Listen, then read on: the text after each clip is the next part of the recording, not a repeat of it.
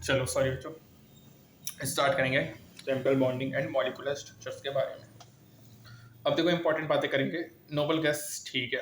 अब यहाँ पे जो अट्रैक्टिव फोर्स होता है जो कि होल्ड करेगा वेरियस कॉन्स्टिट्यूएंट एटम साइंस को, उसको अपन केमिकल बॉन्ड कहेंगे। बच्चों यहाँ पे बहुत सारे थ्योरीज हैं। कॉसल लेवल्स अप्रोच है, वैलेंस वीसीपीआर है, वीबीटी है, मॉलिक्यूलर एमओटी है। अब बच्चों यहाँ पे सिस्टम टेंड होगा मोर स्टेबल और बॉन्डिंग होगा नेचर में, और लोअर करेगा अपनी एनर्जी ऑफ द सिस्टम को स्टेबिलिटी को गेन करने के लिए। बट जो एवरेज सिस्टम चाहता है अपने आप को स्टेबल करना, वो अपने क्या करेगा, एनर्जी को कम करता है और स्टेबिलिटी को गेन करने की कोशिश करता है। अब खोसेल लेविस अप्रोच देखेंगे पहले। तो बच्चों खोसेल एंड लेविस सक्सीड नहीं है, उन्होंने फर्स्ट प्रोवाइड किया था लॉजिकल एक्सपेरिमेंट ऑफ वैलेंस को, जो कि बेस्ट है इनर्टनेस ऑफ नोबल गैसेस को। उन्होंने अज्यूम किया कि 8 इलेक्ट्रॉन्स ऑक्यूपाई करेगा कॉर्नर्स को, जो कि साउंड होगा कर्नल में, और सोडियम ऑक्यूपाइड करेगा 1 कॉर्नर ऑफ द क्यूब में। लुइस पोस्टुलेट किया कि एटम अचीव करेगा स्टेबल ऑक्टेट को जब वो लिंक्ड होगा केमिकल बॉन्ड से। ईच एटम अटेन करेगा stable outer octet of electrons.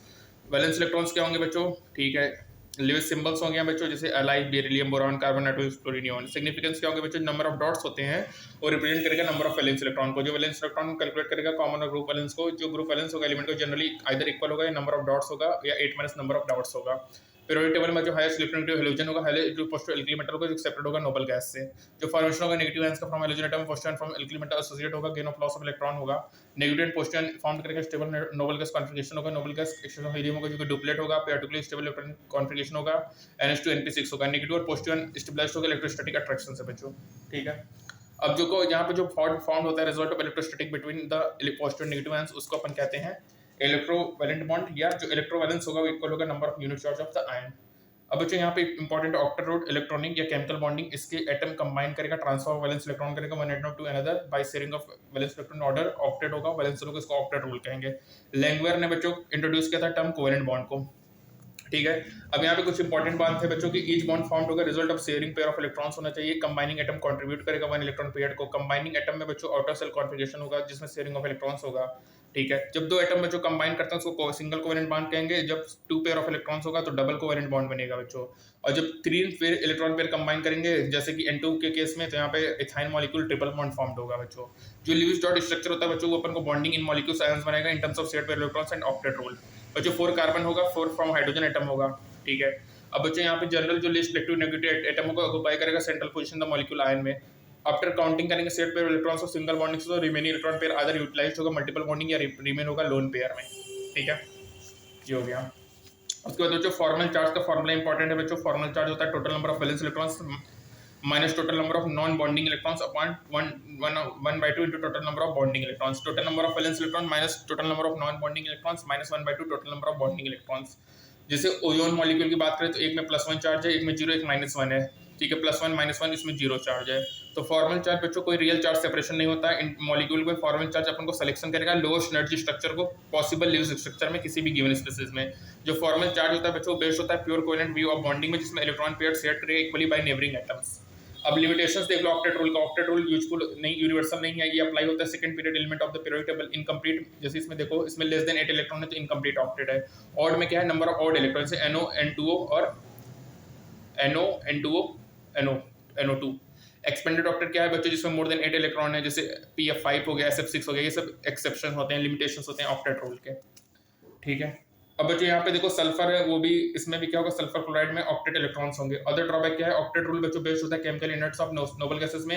ये थ्योरी शेप ऑफ मॉलिक्यूल्स के बारे में नहीं बताता, यही इस रिलेटिव स्टेबिलिटी ऑफ मॉलिक्यूल्स के बारे में भी नहीं बताता है बच्चों, ठीक है। ये भी आपको अपन को स्टेबिलिटी वगैरह के बारे में नहीं बताता है। अब आएंगे बच्चों आयनिक और इलेक्ट्रोवैलेंट बॉन्ड में। यहाँ पे क्या होगा, formation of positive negative ions होगा रिस्पेक्टिव न्यूट्रल एटम से। अरेंजमेंट जो होगा पॉजिटिव नेगेटिव आयंस का सॉलिड में lattice of the crystal compound होगा, रिमूवल इलेक्ट्रॉन होगा, नेगेटिव एंड में एडिशन ऑफ इलेक्ट्रॉन होगा, Mg+ होगा, ठीक है, X- होगा। इलेक्ट्रॉन की एंथैल्पी क्या होगा, एक्सोथर्मिक इंडोथर्मिक होगा। जो आयनाइजेशन होगा वो हमेशा इंडोथर्मिक होगा।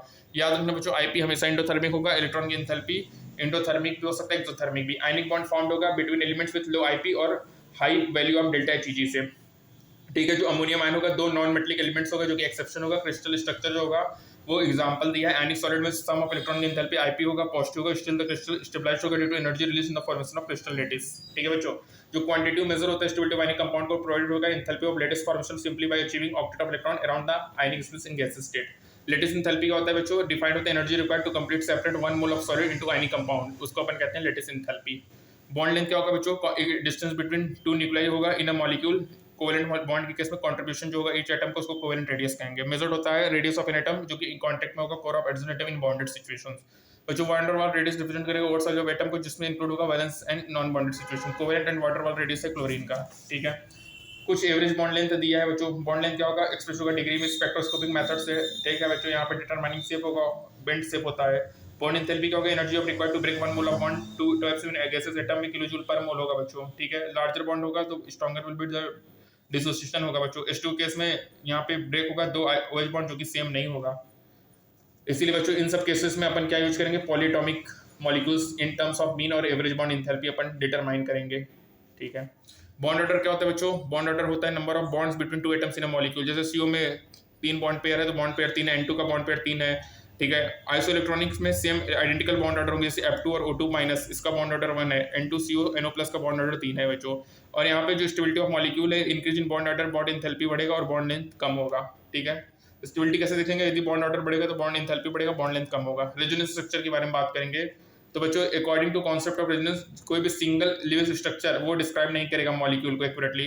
नंबर ऑफ स्ट्रक्चर जो सिमिलर एनर्जी पोजीशन होगा इलेक्ट्रॉन पेयर, उसको अपन कैनोनिकल स्ट्रक्चर कहते हैं, जो कि डिस्क्राइब करता है मॉलिक्यूल को एक्यूरेटली, ठीक है बच्चों। अब जो कैनोनिकल स्ट्रक्चर या रेजोनेंस स्ट्रक्चर है, ठीक है, रेजोनेंस होता है, रेजोनेंस हाइब्रिड जो होता है उसको अपन डबल से शो करते हैं, इसको रेजोनेंस हाइब्रिड कहेंगे, इसको कैनोनिकल स्ट्रक्चर कहेंगे बच्चों। कुछ एग्जांपल्स हैं रेजोनेंस स्ट्रक्चर का, जो कि कार्बोनेट और CO2 मॉलिक्यूल्स में CO3 माइनस, यहाँ पे देखिए 3 रेजोनेटिंग स्ट्रक्चर है, CO2 का है, ठीक है। अब यहाँ पे कि बच्चों रेजोनेंस स्टेबलाइज करता है मॉलिक्यूल को, energy of the resonance hybrid less होगा energy of any single canonical structure से, रेजोनेंस एवरेजेस होगा bond characteristic as a whole, जो एनर्जी होगा O3 रेजोनेंस हाइब्रिड का वो लोअर होगा आइदर ऑफ द टू, मतलब जो हाइब्रिड की एनर्जी होती है बच्चों वो रेजोनेंस से कम होती है। पोलैरिटी की बात करेंगे तो पोलैरिटी में बच्चों फॉर्म्ड होगा नॉन पोलर और पोलर, ठीक है। जैसे H दो इलेक्ट्रॉन सेम HH होंगे तो उसमें क्या होगा, डेल्टा इन जीरो का तो नॉन पोलर होगा, HF हो गया ये पोलर हो गया। Dipole moment mu Q into D होगा 1/3.3 × 10⁻30 C कूलम होगा, मीटर होगा, डायपोल मोमेंट वेक्टर क्वांटिटी है, direction of the shift of electron density in the molecule होगा बच्चों। नेट डायपोल मोमेंट इतना हो गया, ठीक है। डायपोल मोमेंट BF2 का 0 होगा बच्चों, BF3 में डायपोल मोमेंट 0 होगा, सम रिजल्टेंट, ठीक है। NH3 और NF3 की बात करें बच्चों तो NH3 का ज्यादा होता है डायपोल मोमेंट, NH3 का ज्यादा होगा NF3 से, ठीक है। फजांस रूल होता है बच्चों, जिसमें पार्शियल कोवेलेंट कैरेक्टर डिस्कस करते हैं कि बच्चों सभी कोवेलेंट बॉन्ड्स में कुछ पार्शियल आयनिक कैरेक्टर होते हैं, ठीक है। अब इसमें क्या है कि जो साइज ऑफ स्मॉलर होगा कैटायन का और एनायन का साइज ज्यादा होगा तो ग्रेटर कोवेलेंट कैरेक्टर होगा किसी भी आयनिक बॉन्ड में, कैटायन का साइज कम हो एनायन का साइज ज्यादा, और ग्रेटर चार्ज होगा कैटायन में तो ग्रेटर कोवेलेंट कैरेक्टर होगा, कैटायन में सेम साइज और चार्ज होगा 1 में तो विद इलेक्ट्रॉनिक कॉन्फिगरेशन इतना, तो टिपिकल ट्रांजिशन एलिमेंट मोल पोलराइजिंग होगा नोबल गैस से, ठीक है। कैटायन पोलराइज करेगा एनायन को, पुलिंग करेगा electron charge towards sulphate, increase करेगा इलेक्ट्रॉन चार्ज को बिटवीन टू, और जो कि पोलराइजिंग करेगा कैटायंस को। पोलराइजिबिलिटी एनायन की डिस्टॉर्शन होती है जिसको अपन फैक्टर कहेंगे, जो डिटरमाइन करेगा परसेंटेज कोवेलेंट कैरेक्टर को किसी भी आयनिक बॉन्ड में। तो पहला पार्ट बच्चों यहीं तक लेंगे, ठीक है, percentage ionic character of a bond में अपन देखेंगे। तो बच्चों यहाँ पे देखिए क्या क्या कंडीशन है, यदि कैटायन का साइज कम हो एनायन का साइज ज्यादा होगा तो ग्रेटर कोवेलेंट कैरेक्टर होगा आयनिक कंपाउंड का, ग्रेटर चार्ज ऑफ कैटायन हो ग्रेटर कोवेलेंट कैरेक्टर हो आयनिक बॉन्ड का, पोलराइजिंग पावर कैटायन का, पोलराइजिबिलिटी एनायन का हो, डिस्टॉर्शन हो, पोलराइजेशन हो, ठीक है। फजांस ने क्या किया था, partial covalent character ionic bond को डिस्कस किया था फजांस ने। NH3 का ज्यादा होता है, NF3 से बच्चों डायपोल मोमेंट ये इंपॉर्टेंट है, ठीक है। BF3 का बच्चों डायपोल मोमेंट 0 होगा, BF2 का भी 0 होगा बच्चों। Net dipole moment mu Q into D होगा 1/3.3 × 10⁻30 होगा, डायपोल मोमेंट वेक्टर क्वांटिटी है। जो बॉन्ड फॉर्म्ड होता है नॉन पोलर होता है बच्चों, resultant covalent bond polar covalent bond होगा, पोलरिटी होगा, ठीक है।